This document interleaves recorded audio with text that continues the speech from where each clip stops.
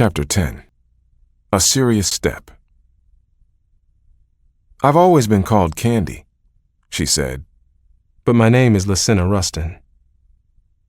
Momentarily I stared, mesmerized by her smile. "Nice to meet you," I replied. She was one of many freshmen I met that day at the Grosse Pointe Country Club. Many of Michigan's wealthiest citizens live in Grosse Pointe, and tourists often come to admire the homes of the Fords and Chryslers. Yale was hosting a freshman reception for new students, and I, along with a number of upperclassmen, attended to welcome students from Michigan. It had meant a lot to me to have some connections when I first went away to college, and I enjoyed meeting and helping the new students whenever I could. Candy was pretty. I remember thinking, that's one good-looking girl. She had an exuberance about her that I liked. She was bubbly, sort of all over the place, talking to this one and that. She laughed easily, and during the few minutes that we talked, she made me feel good. At 5'7", Candy was about half a foot shorter than I am, her hair fluffed around her face in the popular afro style, but most of all, I was drawn to her effervescent personality. Maybe because I tend to be quiet and introspective, and she was so outgoing and friendly, I admired her from the start. At Yale, mutual friends often said, "Ben, you ought to get together with Candy." I later found out that friends would say to her, "Candy, you and Ben Carson ought to get together. You just seem right together." Though I was beginning my third year of college when we met, I definitely wasn't ready for love. With my lack of finances, my single-minded goal to become a doctor, and the long years of study and internship that I faced, falling in love was the last thing on my mind. I'd come too far to get sidetracked by romance. Another factor entered into the picture, too. I'm rather shy and hadn't done much dating. I'd gone out with small groups, dated now and then, but had never gotten into any serious relationship, and I didn't plan on any either. Once school began, I saw Candy occasionally since we were both in the pre-med program. "Hi," I'd call out. "How are you doing in your classes?" "Fantastic," she'd usually say. "You adjusting all right then?" I asked the first time. "I think I'm going to get straight A's." As we chatted, I'd think, this girl must be really smart. And she was. I was even more amazed when I learned that she played violin in the Yale Symphony and Bach Society. Not a position for just anybody who could play an instrument. These folks were top-grade musicians. As the weeks and months passed by, I learned more and more intriguing things about Candy Rustin. The fact that she was musically talented and knew classical music gave us something to talk about as we'd pass from time to time on campus. However, Candy was just another student, a nice person, and I didn't have any particularly warm feelings toward her. Or perhaps, with my head in my books and my sights set on medical school, I wouldn't let myself consider how I really felt about the bright and talented Candy Rustin. About the time Candy and I started talking more often and for longer periods, the church in New Haven which I attended needed an organist. I had mentioned our choir director, Aubrey Tompkins, to Candy several times because he was an important part of my life. After I joined the church choir, Aubrey would come by and pick me up on Friday evenings for rehearsal. During my second year, my roommate, Larry Harris, who was also an Adventist, joined the choir. Often on Saturday nights, Aubrey took Larry and me to his home, and we got to know his family well. At other times, he showed us the sights of New Haven. An opera buff, Aubrey invited me several times to go with him on Saturday nights to the Metropolitan Opera in New York. "Say, Candy," I told her one day, "I just thought of something. You're a musician. Our church needs an organist. What do you think? Would you be interested in the job? They pay the organist, but I don't know how much." She didn't even hesitate. "Sure," she said. "I'd like to try it." Then I paused with a sudden thought. "Do you think you could play the music? Aubrey gives us some difficult stuff." "I can probably play anything with practice." So I told Aubrey Tompkins about Candy. "Fantastic," he responded. "Have her come for an audition." Candy came to the next choir rehearsal and played the large electric organ. She played well, and I was happy just to see her up there. But the violin was her instrument. She could play anything written for the violin, and although Candy had played the organ for her high school baccalaureate service, she hadn't had much of an opportunity to keep in practice. She had no idea that Aubrey Tompkins liked to throw us into the heavy stuff, particularly Mozart, and she wasn't quite up to it on the organ. Aubrey let her play a few minutes. Then he said kindly, "Look, dear, why don't you sing in the choir?" She could have had her feelings hurt, but Candy had enough self-confidence to take it in stride. A master on the violin, the organ wasn't her principal instrument. "All right," she said. "I guess I'm not so hot on the organ." So Candy walked over to where we were singing and joined in. She had a lovely alto voice, and I was delighted when she joined us. She was a real addition to the choir. Everyone loved her from that first night, and, because she liked singing with us, Mount Zion became Candy's church too from then on. She wasn't overly religious, didn't talk much about spiritual or religious things, and had no significant biblical background, but she was open and ready to learn. After Candy started attending our church, she enrolled in special Bible classes that lasted from autumn to spring. I used to go with her 1 or 2 nights each week, learning a great deal about the Bible myself and enjoying her company at the same time. As Candy reflects on her spiritual journey, she says she always seemed to have a hunger for God. But what made it different for her in the Adventist church? "The people," she says. "They loved me into the faith." Her family thought it was strange for her to join with Christians who went to church on Saturday, yet eventually they not only accepted her decision, but Candy's mother became an active Adventist herself. Candy and I soon fell into the habit of meeting each other after class. We walked across campus together or occasionally went into New Haven. I was beginning to like Candy a lot. Just before Thanksgiving of 1972, when I was in my final year at Yale and Candy was a sophomore, the admissions office paid our way to do recruiting in the high schools in the Detroit area. They provided us with an expense account, so I rented a little Pinto, and with our extra money we were able to eat in several nice restaurants.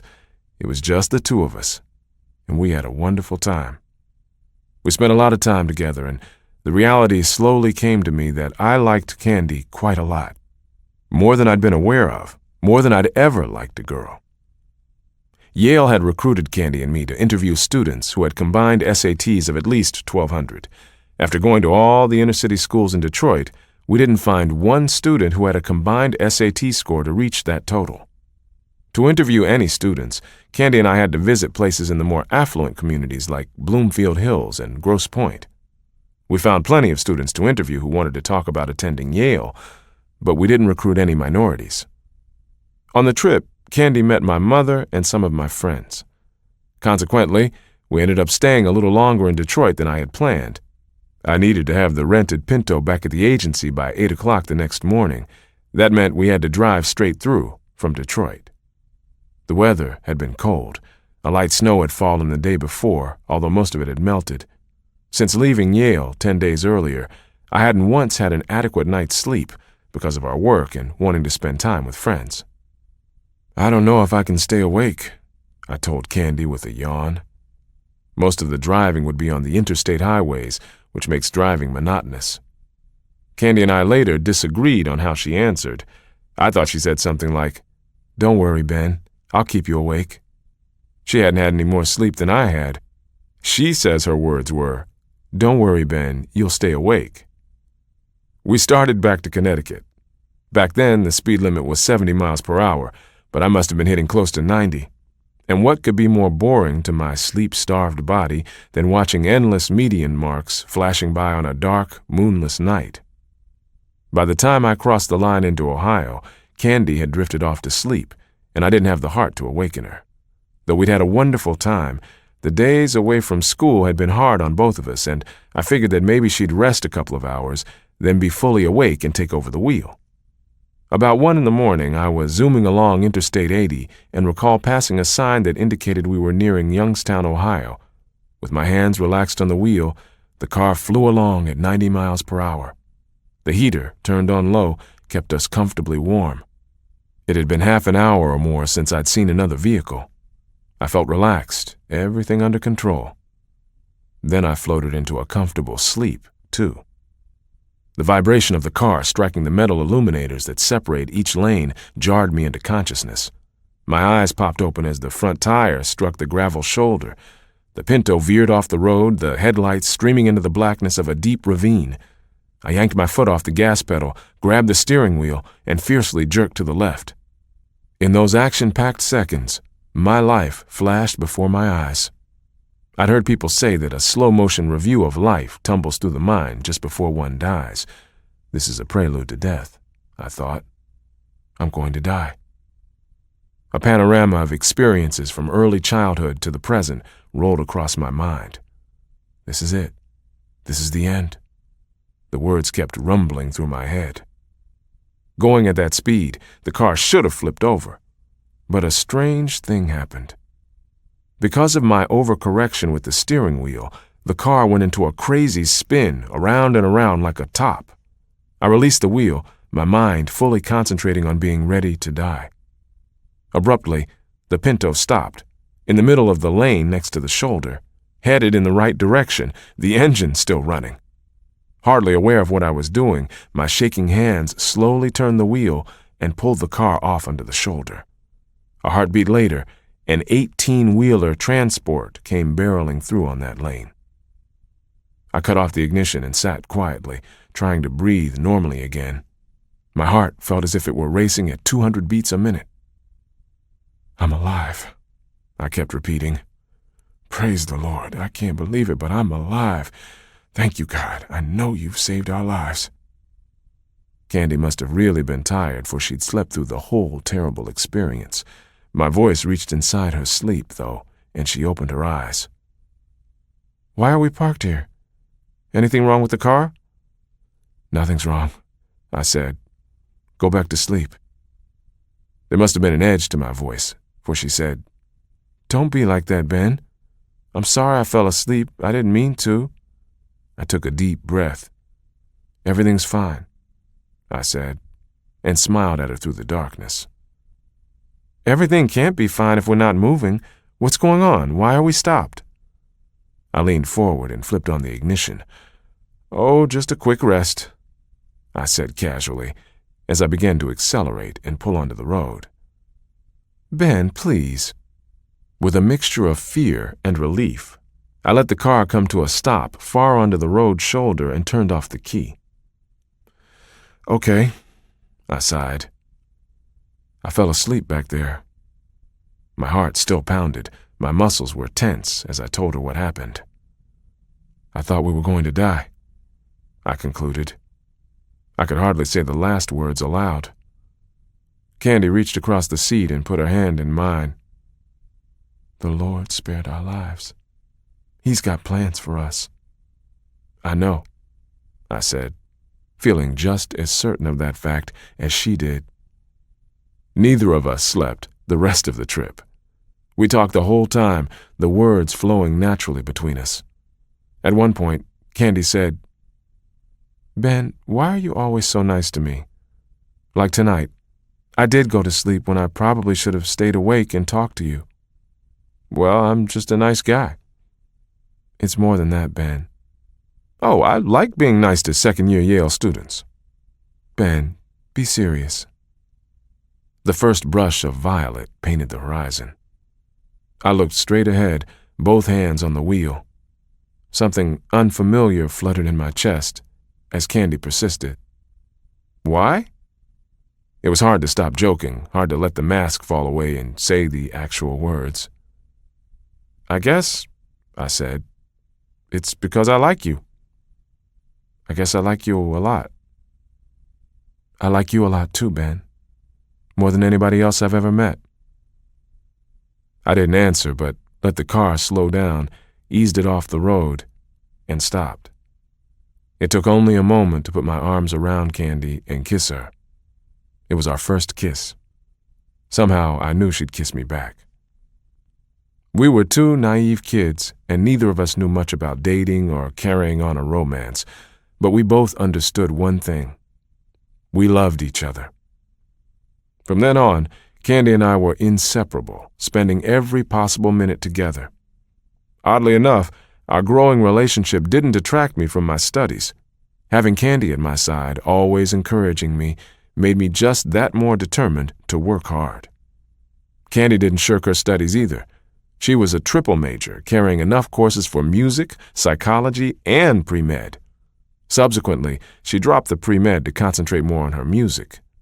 Candy is one of the brightest people I know, good at whatever she does. It came as no surprise to me that during her senior year with the Yale Symphony Orchestra, Candy performed in the European premiere of the modern opera Mass by the gifted Leonard Bernstein. She actually had a chance to meet him in Vienna. One problem that bothered many in the pre-med program was getting into medical school after graduation. The system for medical training requires students to spend 4 years earning an undergraduate degree and then, if accepted by a medical school, to undergo another 4 years of intensive training. "If I don't make it into med school," one of my classmates said several times, "I've just been wasting all this time. I don't know if I'll get in at Stanford," one pre-med said to me after he'd sent in his application. "Or anywhere else," he added. Another mentioned a different school, but the students' worries were essentially the same. I seldom got involved in what I called freaking out, but this kind of talk happened often, especially during our senior year. One time when this freaking out was going on and I didn't enter in, one of my friends turned to me. "Carson, aren't you worried?" "No," I said. "I'm going to the University of Michigan Medical School." "How can you be so sure?" "It's real simple. My father owns the university." "Did you hear that?" he yelled at one of the others. "Carson's old man owns the University of Michigan." Several students were impressed, and understandably, because they came from extremely wealthy homes. Their parents owned great industries. Actually, I had been teasing, and maybe it wasn't playing fair. As a Christian, I believe that God, my heavenly Father, not only created the universe, but He controls it. And by extension, God owns the University of Michigan and everything else. I never did explain. After graduating in 1973 from Yale, I ended up with a fairly respectable grade point average, although far from the top of the class.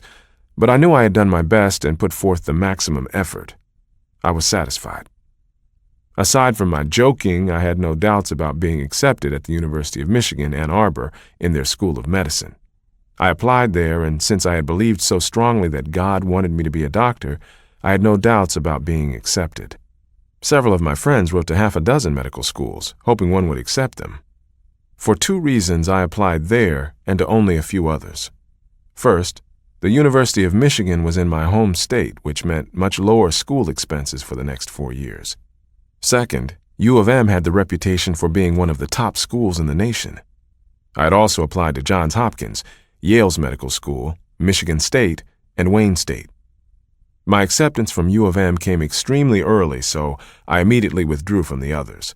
Candy still had 2 years of schooling at Yale when I began medical school, but we found ways to bridge time and space.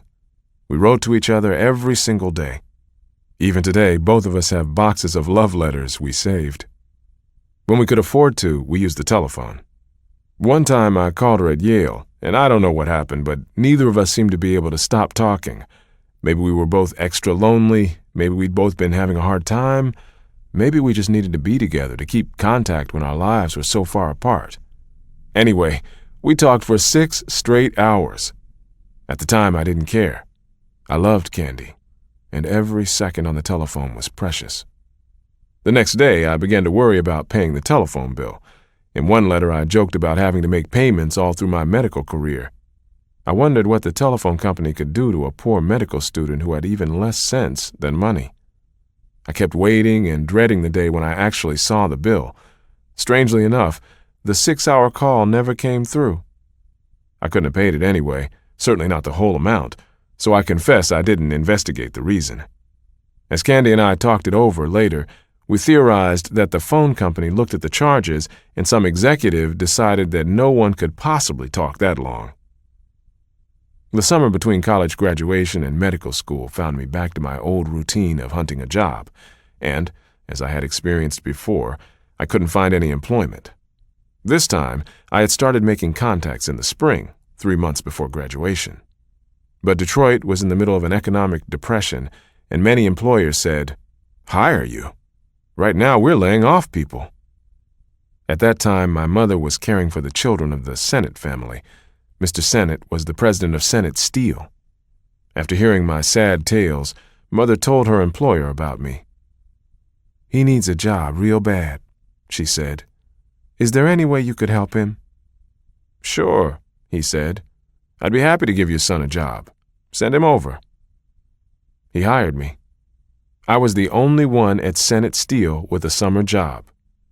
To my surprise, my foreman taught me how to operate the crane, a very responsible job, for it involved picking up stacks of steel weighing several tons. Whether he realized it or not, the operator had to have an understanding of physics to be able to visualize what he was doing as he moved the boom over and down to the steel.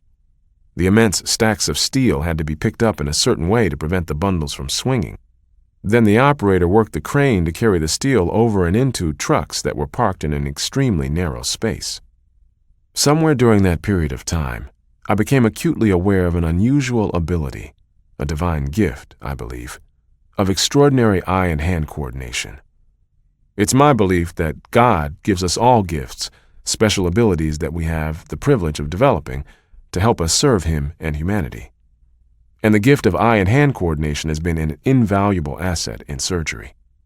This gift goes beyond eye-hand coordination, encompassing the ability to understand physical relationships, to think in 3 dimensions.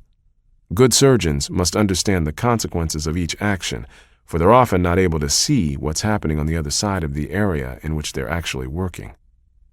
Some people have the gift of physical coordination. These are the people who become Olympic stars. Others can sing beautifully. Some people have a natural ear for languages or a special aptitude for math.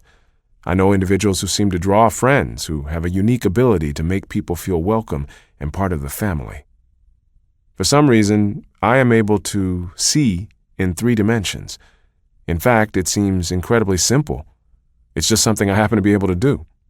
However, many doctors don't have this natural ability, and some, including surgeons, never learn this skill.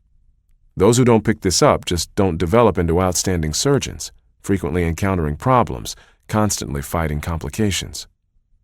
I first became aware of this ability when a classmate pointed it out at Yale.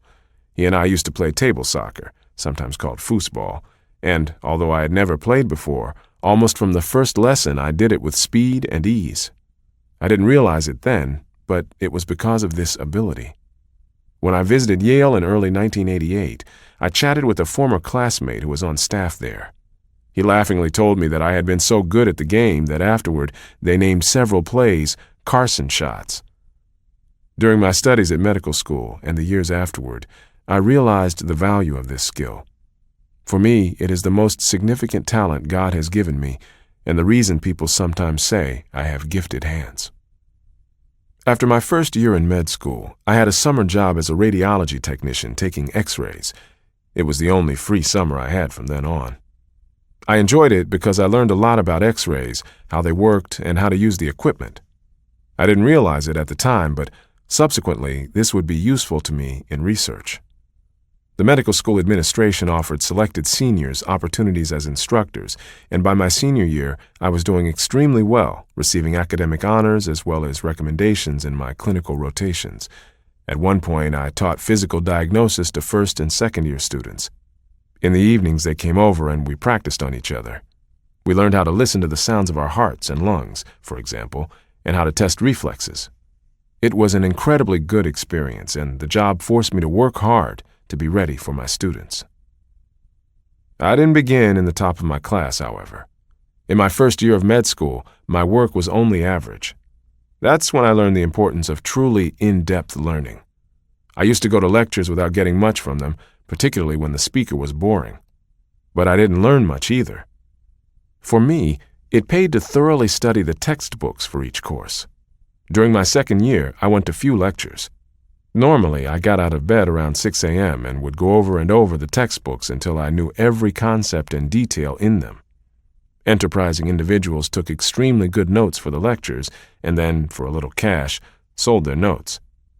I was one of the purchasers, and I studied the notes as thoroughly as the texts. All during my second year, I did little else but study from the time I awakened until 11 o'clock at night. By the time my third year rolled around, When I could work on the wards, I knew my material cold.